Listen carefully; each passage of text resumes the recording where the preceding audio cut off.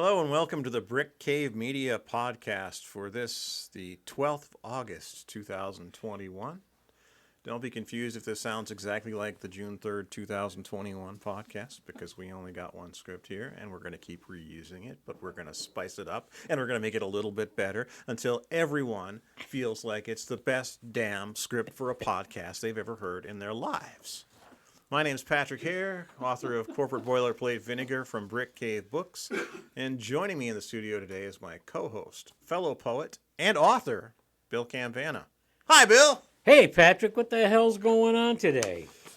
This is Bill here, by the way, if you didn't gather from the fact that I've just been introduced and that I've introduced myself. I'm the author of 5 different Brick Cave books, including poems that I may never actually get to hold in my hand. Brick Cave's podcast is brought to you by the BC Book Club, Brick Cave Media's community portal for readers that love Brick Cave books and authors. You can join us today and be a part of the Brick Cave story at bcbookclub.com. Well, you know, if Bob knocks you off, you can sell a lot more of those books. Well, yeah. You'd be like Van Gogh. I might get knocked off on the way home. Who knows? Two-eared Van Gogh, for that matter. That's a pretty good deal. Van Gogh. Well, I saw a photograph of Vincent Van Gogh. really? I didn't know he photographed. I just thought Was he it a photograph did or was self-portraits. Was it a painting of him by somebody else? Anyway, it didn't look like him. I think it was a photograph. Could be. He was pretty stylized. His stuff came out weird. Yeah. I mean, When did he leave us? What was it? 1888 or something? Or he's Okay, so he would They have had made it to cameras. the photograph era. Yeah, they had cameras back then. Okay. I don't know if they had him. Where was he at? In France or was he Dutch? he was in France, I think. I think he was Dutch though. Well, Van Gogh. That's Yeah. Well, yes. Or He might Van just been Gogh, living- as I the don't- British I don't know people the like to call him. who knows? I don't We know. need a biopic of Vincent Van Gogh. Stat. We need a resident Starry, artist. Starry Nights. Wait, didn't Kansas make? No, Kansas didn't make a song about him. No, they made Dust in the Wind. Yeah, that's right. It's Don McLean, his other song, other than... Starry, Starry Night, and then he beat the hell out of his wife. Because the world was not meant for someone as beautiful as her. Pow! He did. He got. Didn't he? He beat up his He wife, got in trouble a couple different things. and then Paul Simon's wife beat him up. Wow.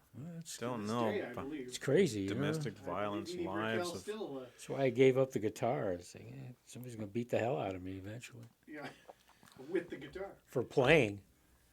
Quit playing that thing. Well, I have a late assignment from last month. Oh, your new poet bio? Yes, my new... Ah, poet bio. yeah. All right. Yeah, keep in mind, people out there listening to the podcast, these poet bios are real. They are a real thing, and more than that, they are necessary. People's requirement. The people's requirement. Okay.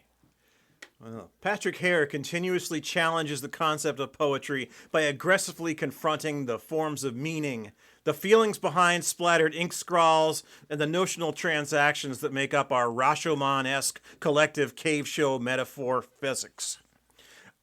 A temporal interloper once accused Patrick of baser motives for his elevated pronouncements and poetic sagacity, but then this accuser, though forgiven through Patrick's infinite grace, was karmically cast into a trivial trickle on the ontological life stream. Patrick enthralls with his hilarious deadpan astuteness wrapped in workaday metaphors.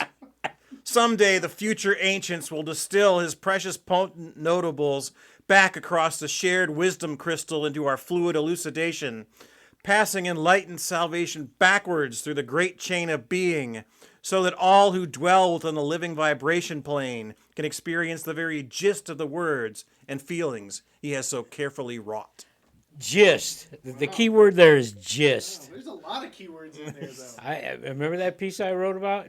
I don't know if I ever told you it was about you. That you something. God, I can't remember. It was something about gist. It's in one of my books. You have lots of books. He likes gist. The gist. Gist. Just Gist. I like gist. very Sardonic. That had a very Sardonic feel, very crystal-y.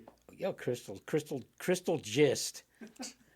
Wait a minute, where's my gist crystal? That's the soda Crystal of the summer. gist is Crystal being gist. filled. I just like gist because it just sounds risque. Well, it is So- when you say it. Gilbert Jeez. Gottfried would say. This podcast brought to you He's by the... got gist all over the place.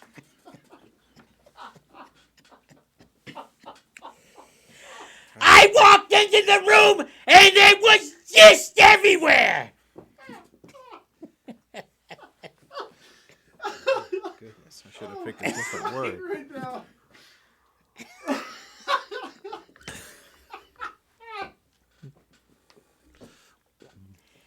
Be careful or you might slip in the gist. Oh, okay. Yes, the world needs is more Gilbert Gottfried Yeah. impressions. Oh, Since More you can't Gilbert put him on Gottfried. TV, you can always do the impression. You know, for years I just thought his name was Gilbert Gottlieb. That's how little I know about it. And it's like, oh, it's Gottfried. I saw a thing on the second generation of Saturday Night Live. He was on there Oh, really? for like a cup of coffee. Maybe like that He was 81? yeah, right after the original cast left it, and he was like one of the first. He was the first to get let go, Oh, wow. Oh, okay. Well, and he wasn't even really. He hadn't fully developed into his persona at Right. the time, so it was. Interesting. with big stars like Charles Rocket and Jim Belushi. Oh yeah, Charles Rocket. He rocketed right to the grave. Yeah, he's the one who actually dropped an F-bomb on Saturday Night Live. He's the Yeah, first that's one what I heard. Dropped the also. F-bomb. the- Charles Rocket. And you learn, and everyone learned something tonight. We did. We all learned something, and The value of gist gist, and who dropped the first F-bomb on Saturday Night Live. and who dropped the first gist on Saturday Night Live. Yeah. So what else is new, Mr. Hare? That's a very good question. I do have one new piece. It's rather short. Oh yeah. Okay. Of course, yeah. That some. first piece was pretty good. Well, Bio. thank you. That bio was right on. Well, I think we should do a I used a bio, lot fresh of bio thesaurus every for that. month. A new bio every month. Yeah, we should freshen up our bios every month. Maybe not the entire thing, just tweak it a little bit.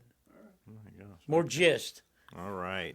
Just, Crystal gist. it's a Doors Sardonic song.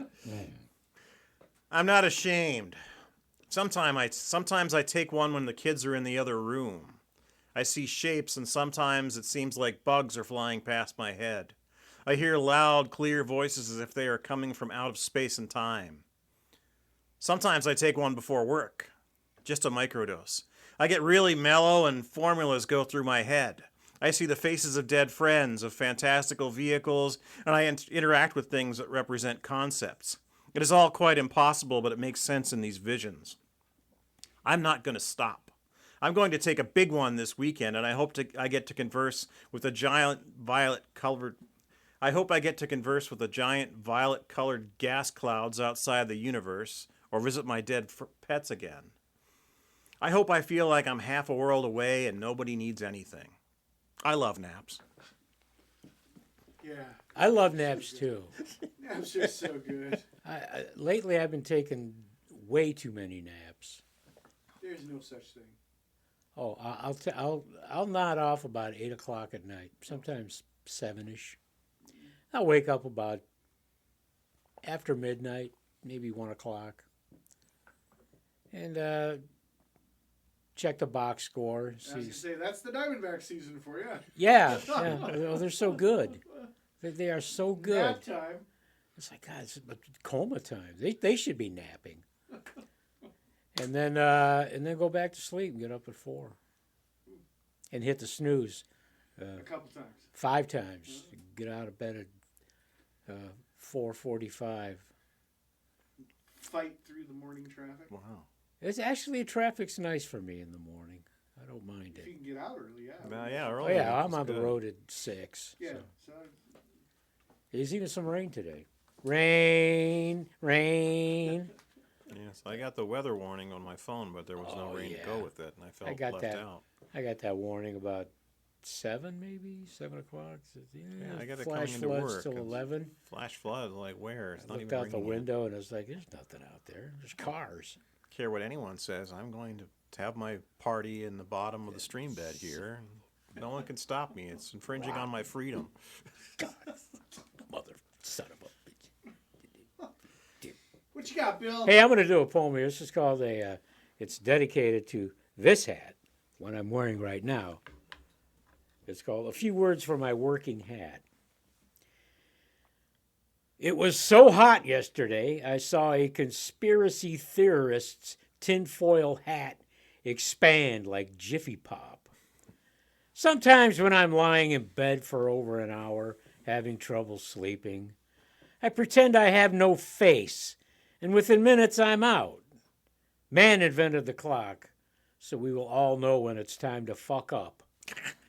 At 2:30 in the morning, a helicopter is circling the neighborhood looking for something other than a parking spot.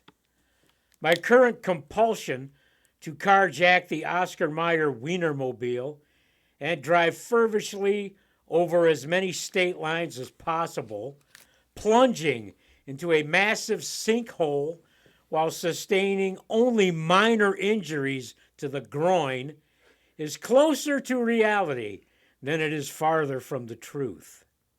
50% of me is below the waist.